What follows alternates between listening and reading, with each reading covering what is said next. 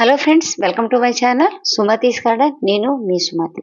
Friends, ఈరోజు మనం ఈ వీడియోలో రెడ్ డిసెంబర్ ఫ్లవర్ ప్లాంట్స్ గురించి కొన్ని విశేషాలు తెలుసుకుందాం.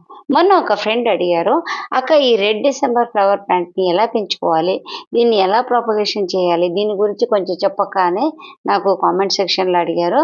సో దానివల్ల నేను ఈ వీడియో చేసి ఎక్స్ప్లెయిన్ చేస్తున్నాను. కావాల్సిన వాళ్ళు కంప్లీట్గా చూడండి, లేదు మాకు అన్నీ తెలుసు అంటే స్కిప్ చేయొచ్చు. ఇది వేరే డిసెంబర్ ఫ్లవర్ ప్లాంట్స్ కన్నా కాస్త డిఫరెంట్గా పెరిగే మొక్క ఇది.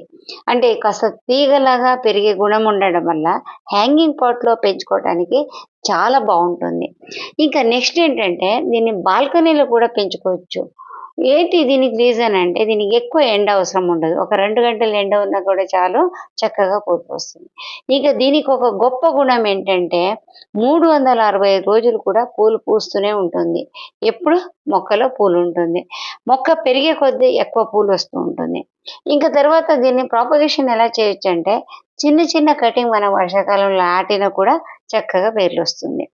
ఇంకా పూలు అవుతుంది కదా, ప్రతి పూలు కూడా విత్తనాలు అవుతుంది. విత్తనాలు అయినాక అది కొద్దిగా స్ప్రెడ్ అయిపోయి ఎక్కడో ఒక చోట పడి మొలుస్తూ ఉంటుంది. అంటే మన గార్డెన్లో ఎక్కడంటే అక్కడ పెరుగుతూ ఉంటుంది మొక్క.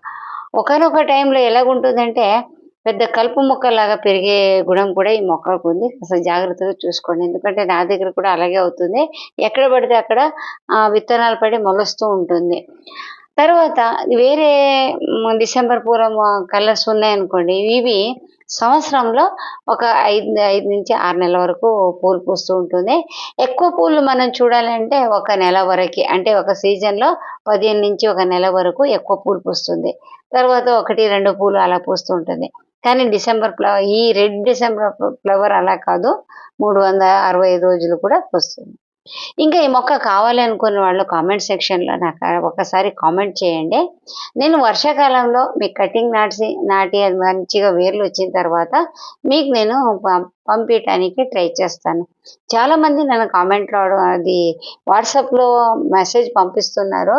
నేను వాట్సాప్ ఈ మధ్య చూడడం లేదు, ఎందుకంటే చాలా బిజీగా ఉన్నాను. ఒక వర్షం వచ్చిన తర్వాత నేను మొక్కలు నాటేటప్పుడు ఒకసారి మీ పాత మెసేజ్ అన్ని చూసి వాళ్ళకి నేను పంపించడానికి ట్రై చేస్తాను. ఇది ఫ్రెండ్స్, ఈ వీడియో మీకు నచ్చింది అనుకుంటా. నచ్చితే ఒక లైక్ ఇవ్వండి, ఏమనిపించింది కామెంట్లో చెప్పండి.